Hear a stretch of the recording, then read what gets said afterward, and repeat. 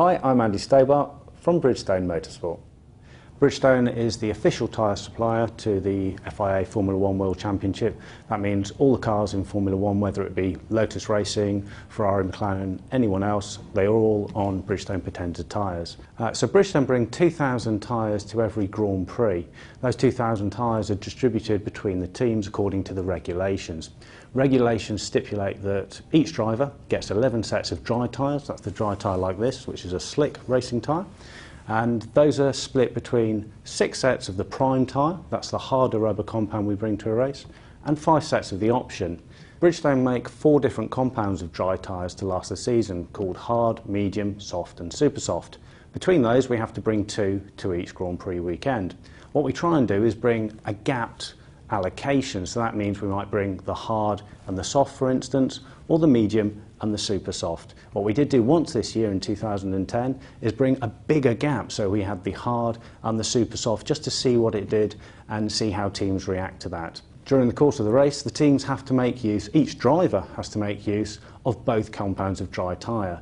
That means they have to understand the qualities of the tyres, work out and calculate which will be the best way to use these 2 tyres and hopefully, get a good result. So there's many things we look at when we decide which tyres we're bringing. We have to look at the actual layout of the circuit, how many slow speed corners, how many fast straights it has, the roughness of the surface. And we look at the roughness of the surface, we look at 2 things. We look at macro and micro. Macro roughness is how closely, if you look at a tarmac road, how closely the actual stones are spaced. The micro roughness is how rough the actual stones themselves are. So we have a scanning device that goes around, scans the track, we analyse this, and it all affects how the tyre actually works. A tyre grip comes from many things. There's a chemical bonding between the tyre itself and the track, and that's why we see over a Grand Prix weekend as rubber is laid, so the chemical reaction between the tyre and the rubber already laid on the track is much better. It's far stickier, the tyre works better. That's why we see things like at the beginning of a Grand Prix weekend, the tyres don't grip as well. There's not as much rubber down. If we're at a street course like a Monaco or a Canada or a Valencia, quite often it's quite a dirty track to start. The tyre is sliding around. You get this thing called graining, which is where the rubber pushes over the surface of the tyre.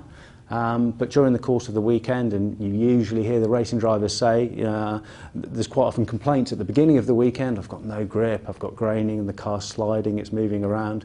But during the course of the weekend and then the race itself, as long as the weather conditions have been suitable, it's a lot better. So here we have quite an interesting tyre. This is a wind tunnel tyre. Bridgestone produced these for the teams so that they can go testing in the wind tunnel where they don't use full-size cars.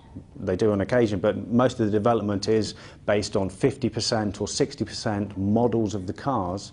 And understanding how the tyre works has a great effect on the aerodynamics of the car. If you think of looking at the car front on, you've got 2 of these bad boys very prominent in the airflow, so how the air comes off the front wing, it hits this big object here.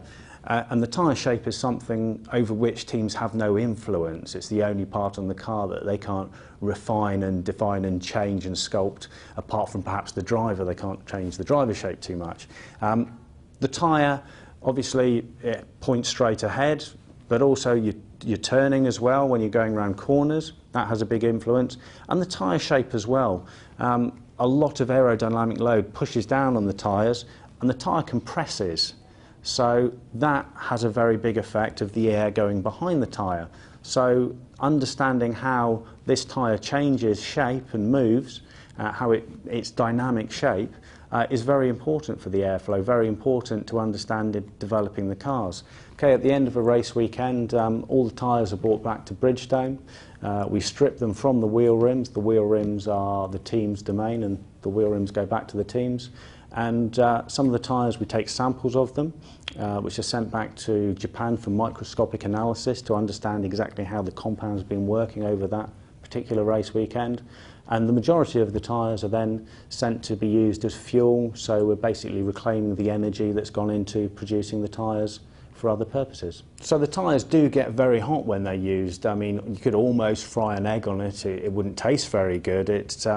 over 80 degrees or even higher than that of temperature. So it is a very hot thing. That's why you do see when the cars come back in, the mechanics do wear gloves whenever they handle it, because it does get very hot. And that's when it's at its stickiest, that's when it works best on the track.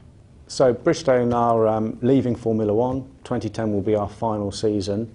Our company has decided that it is time to now go and look at new emerging technologies and find new challenges. It's been 14 years we've been in the Formula One arena. We've learnt a lot. The Bridgestone brand, the name, has been pushed far and wide through our participation in Formula One.